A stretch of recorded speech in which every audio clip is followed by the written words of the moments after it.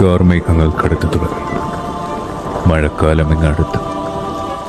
മഴയുടെ ഭംഗി ആസ്വദിച്ചിരിക്കുന്ന മനുഷ്യരിൽ നിന്ന് അല്പം മാറി ഇടുക്കിയുടെ മടിത്തട്ടിൽ മഴയുടെ ഓരോ തുള്ളികളെയും നെഞ്ചിരിപ്പോടെ നോക്കിയിരിക്കുകയാണ്.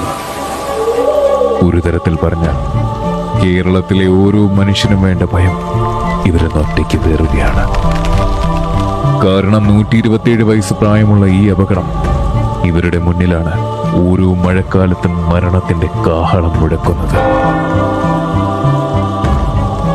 നിന്റെ ശരീരത്തിൽ ഇത്രയേറെ മുറിവുകളുണ്ടായിട്ടും ഇത്രയും കാലം നീ ഞങ്ങളെ സംരക്ഷിച്ചു പിടിച്ചു.